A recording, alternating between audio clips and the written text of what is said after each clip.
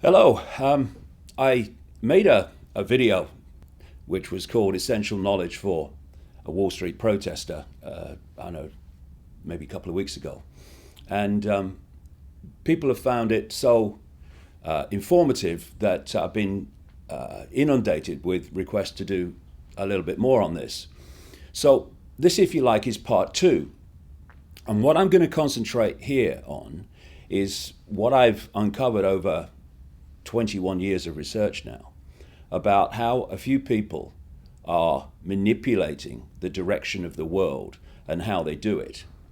And when you say that, people immediately ask an obvious question. How do they do it? It's 7 billion people now we've just passed, apparently.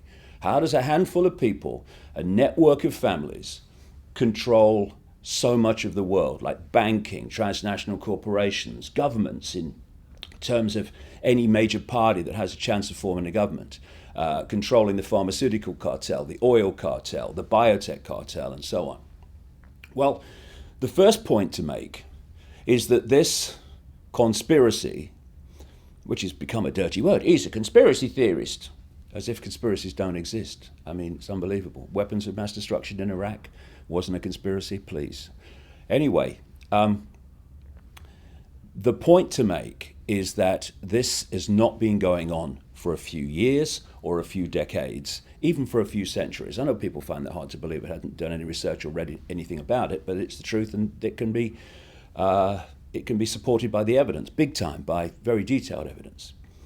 And thus they have had time to build a global structure, which we have today, that allows the few to control the many in a very simple way once the structure's in position.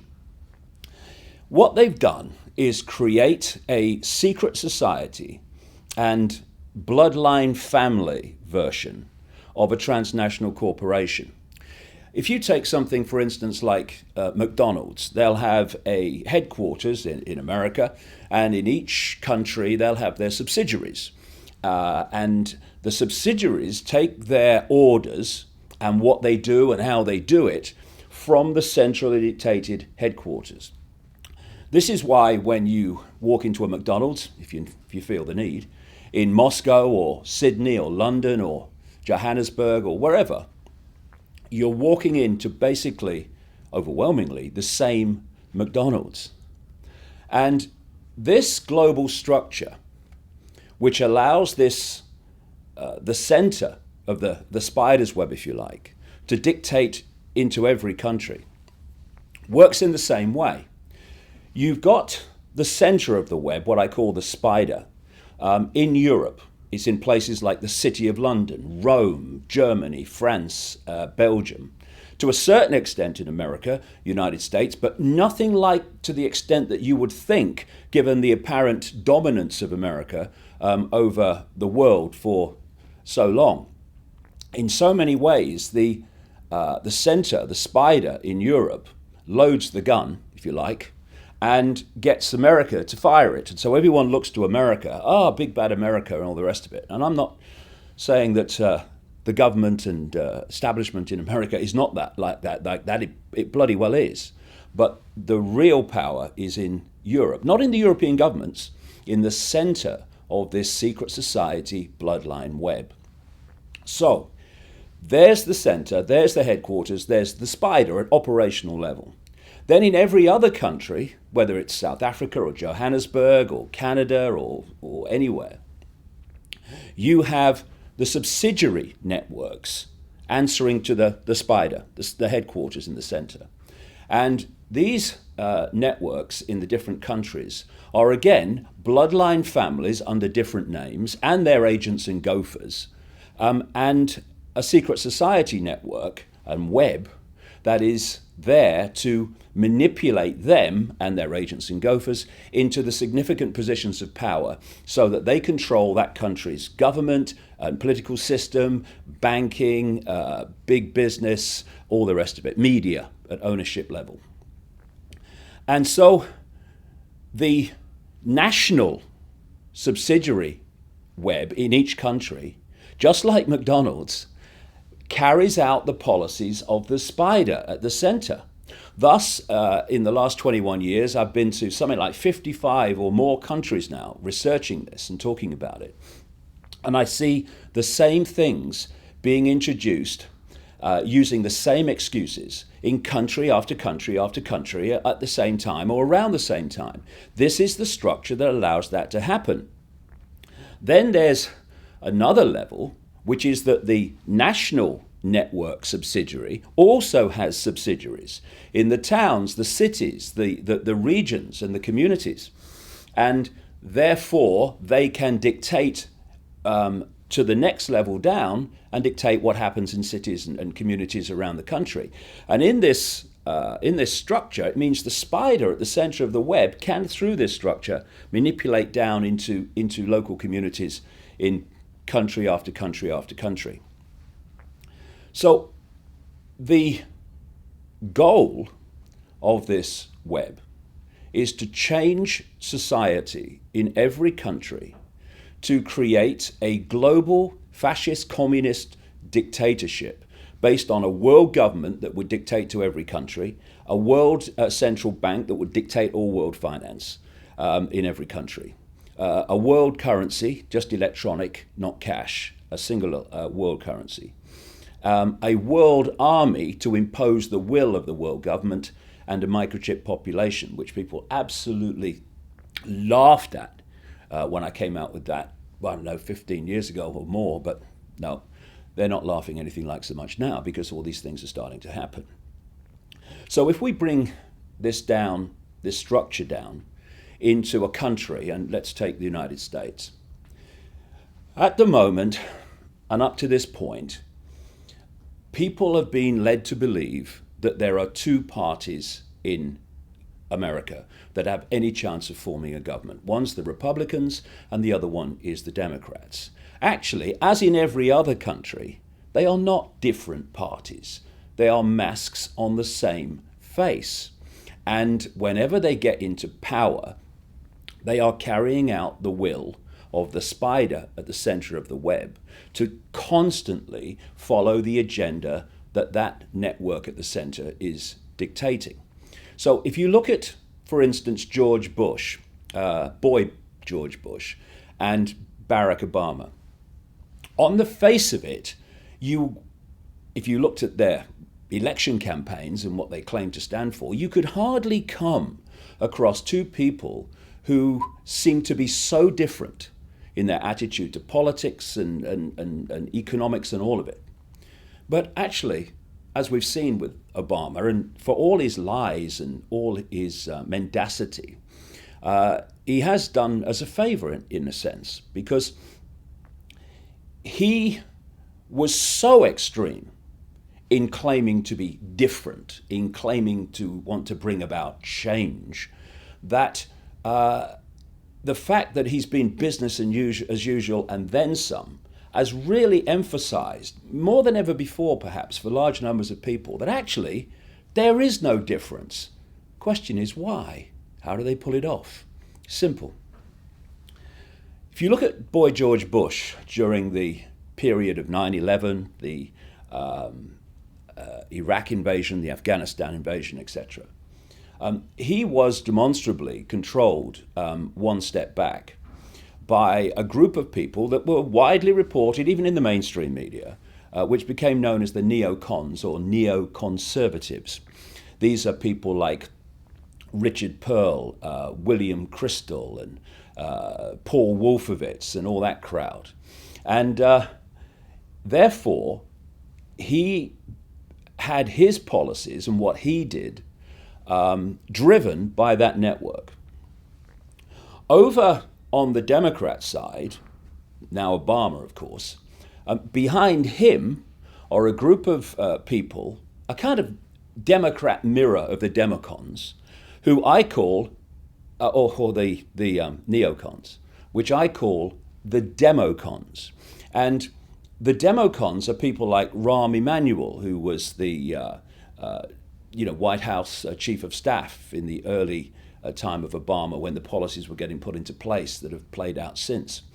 There are people like George Soros, the Rothschild bagman billionaire who is one of the major manipulators of people's revolutions through a network of trusts and organizations that he has, like the Open Society Institute and the International Crisis Group.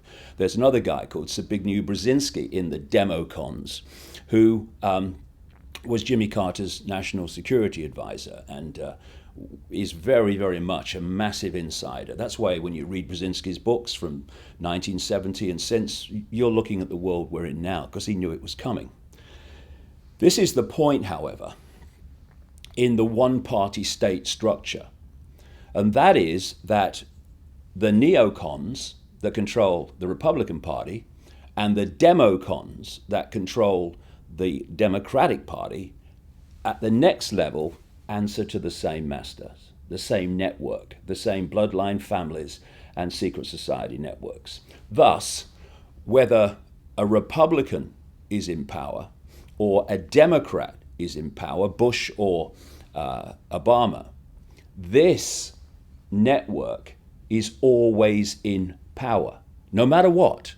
This is why, and I'm describing the American situation here, but I'm describing what happens in every other country, whether it's Britain or France or anywhere. And what it means is that whoever is in power is controlled by this force, and therefore they advance the agenda of this force, which is the incessant centralization of power in every area of our lives, for a simple reason that the more you centralize power, the more power the few have over the many. And when you concentrate it on a global level, obviously you're giving power over everyone on the planet to this cabal, this network, which is why they want world government, world central bank, world currency, world army. And so how it works is this. You have an election campaign. Now, this is a big thing that I suggest that the occupation groups around the world, fantastic, but we need to understand what's going on if it's going to be most effective. One of the things I would suggest they need to put on their agenda is the end of no contract government, no contract politics. And what I mean by that is this. What happens at the moment is someone will come along and tell you in an election campaign what they think you want to hear to vote for them. Like Obama, I'm closing Guantanamo, I'm doing this, I'm doing that, none of which has happened because it was never intended, and he knew it wasn't going to happen, but he needs to tell you what you want to hear to vote for him. I'm speaking at the moment, just before I'm in Melbourne, Australia, just before I'm leaving Australia after a speaking tour here. And the Prime Minister of Australia, Julia Gillard, as she was coming into office, said that she would definitely not introduce a carbon tax. What's happening now is she's introducing a carbon tax. How can she do that when she came to office saying she wouldn't? How can Obama not close Guantanamo when he said he would? Because there's no contract. And until there's a situation where if someone says, for instance, there will be no carbon tax, there cannot, by law, be a carbon tax until there's been another election at which the person has said, well, actually, if you vote for me, there will be a carbon tax. Because at the moment, this is how it works. And it was done so blatantly by Obama. You tell people what they want to hear, and they vote for you. Then you get into government, and you do exactly the opposite. And this is not just Obama, though he's an extreme example. This is politicians and political parties all over the world. It's happening all the time because there's no contract. And thus, we have this situation where we have an election, people vote for people on the basis of what they're saying, they get into power, nothing changes. So they have another election, and then someone else comes along and tells people what they want to hear. They vote for them, they come into power, they do the opposite. Nothing changes. And so it goes on, time after time after time after time. There must be some kind of contract that connects what people say they're going to do or won't do with what they're allowed to do and or not do when they're in power. Because at the moment, because of this situation, this is how it works, to give people the illusion of political choice in almost any country. At any point, you have a party in government, okay? In government, it has the power to introduce this centralization agenda, the police state agenda, and all the other things I've been saying were coming for a very long time. At the same point that that party's in power, this party is in opposition. And they oppose the agenda overwhelmingly and criticize the government in power for doing what it's doing. Then we have a farce called an election. And sometimes the governing party becomes the opposition party becomes the government party. Now, the government party that was opposing this agenda of centralization, a police state and all the rest of it in opposition, when it had no power to do anything anyway, now starts introducing it. And the party that were introducing it in government, now in opposition, they're criticizing it and opposing it. And this is the scam that goes on being played again and again and again, decade after decade after decade, where the common theme is whichever party's in government introduces the agenda. Why? Because oppositions have to oppose to give the illusion of choice. You have no choice in politics.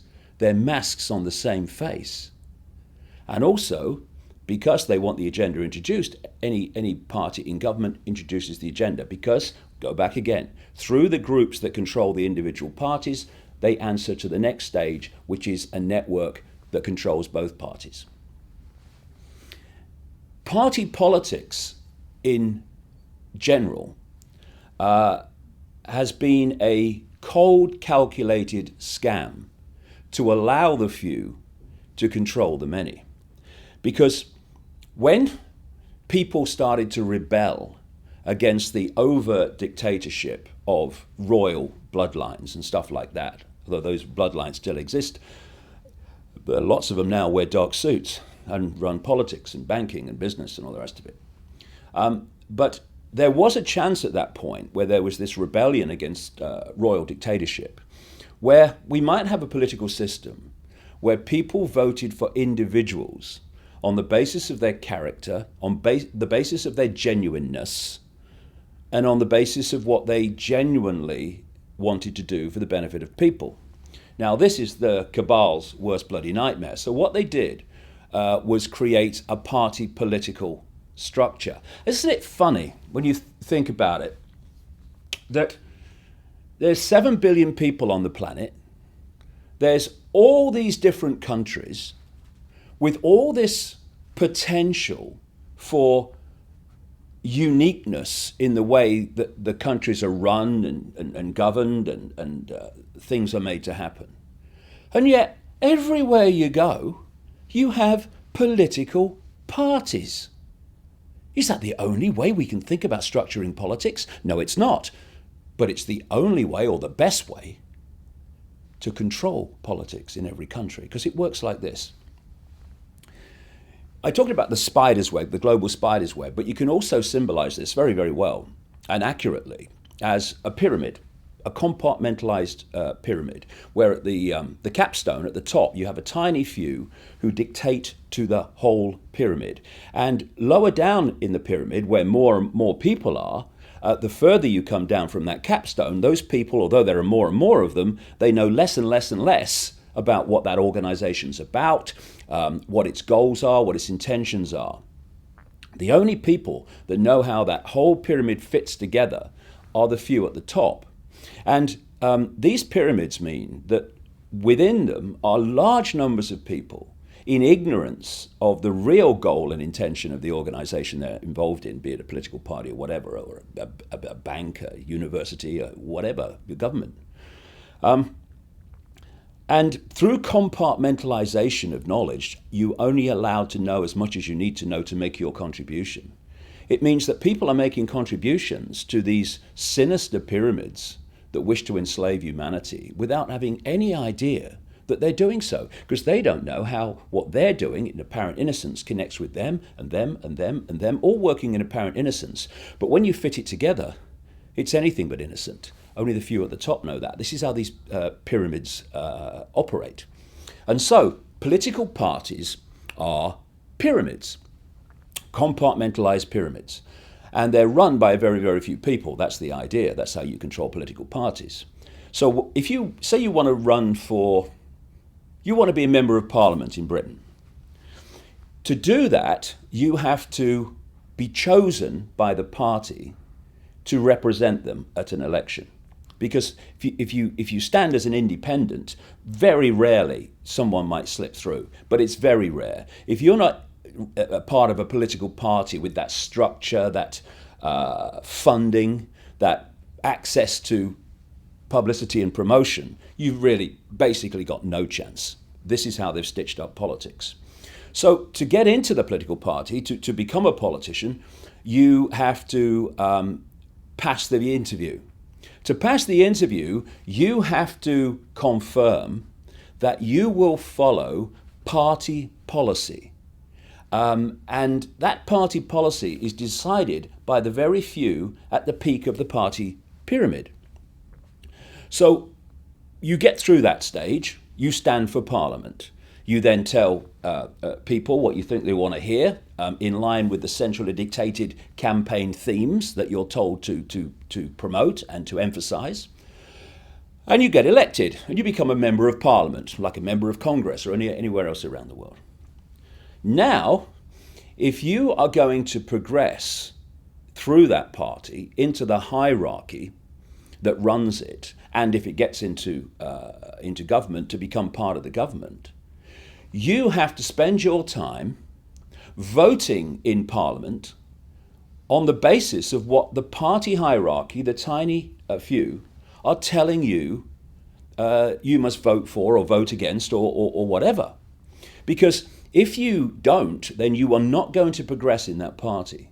And it's staggering that in what we call democracy, although democracy and freedom are supposed to be interchangeable words, like hell they are, but we have this situation in what's supposed to be a free political system, where we have these whips.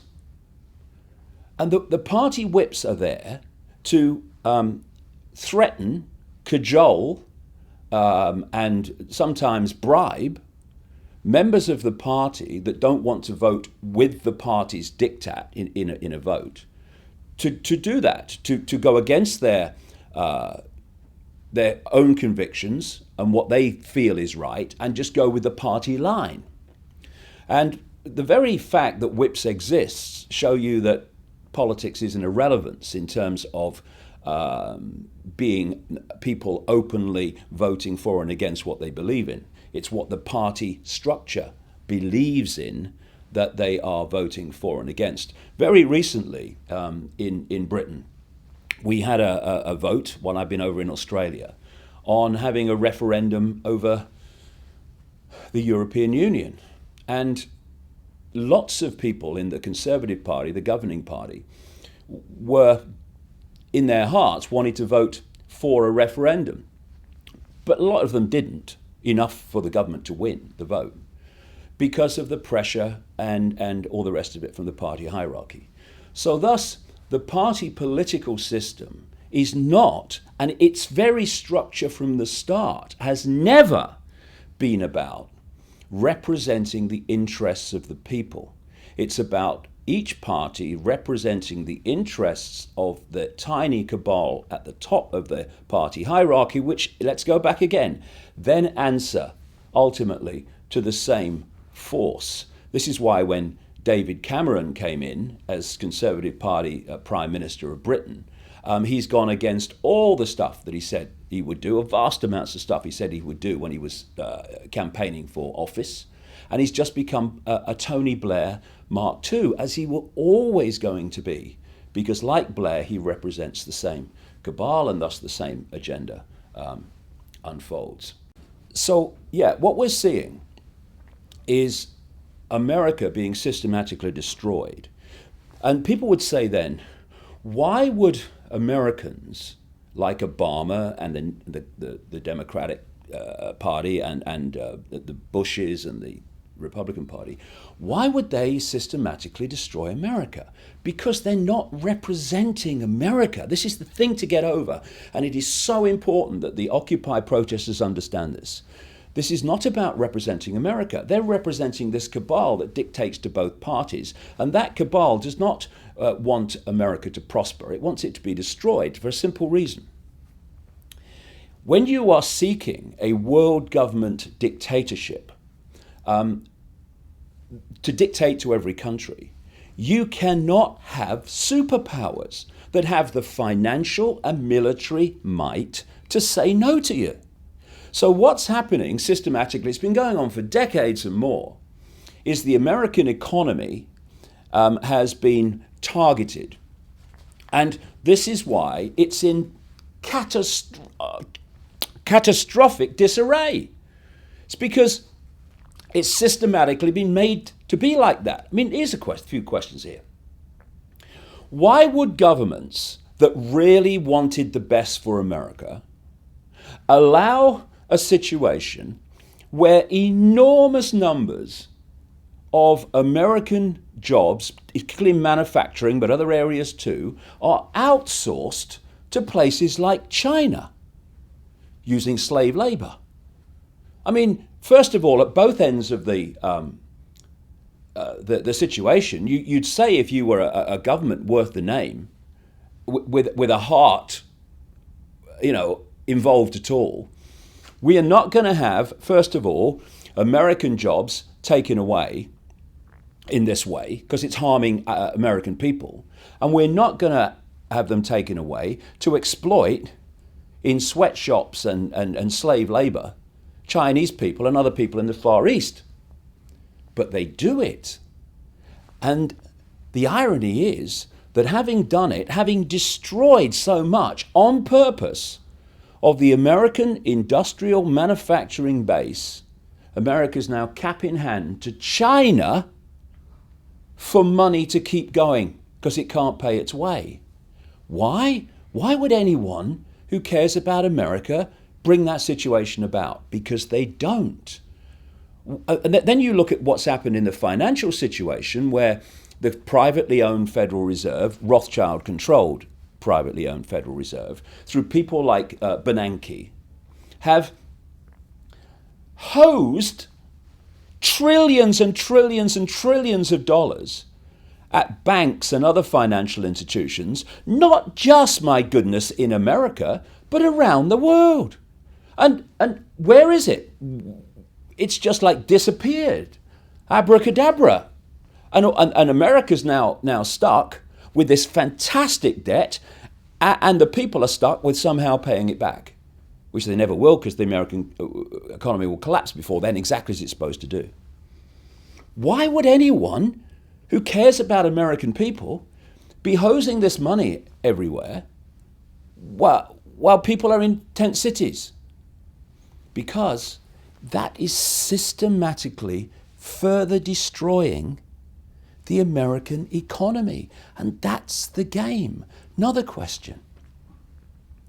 When people are in tent cities, when they're in terrible, terrible financial trouble, they're losing their homes in incredible numbers, why would the American government be spending all added hidden costs in there too, in excess of $1 trillion a year on the military to go and bomb civilians in increasing numbers in other parts of the world? Why would they do that? Answer: the American military is not the American military. It's not serving the interests of America, clearly not, with more than $1 trillion a year going out.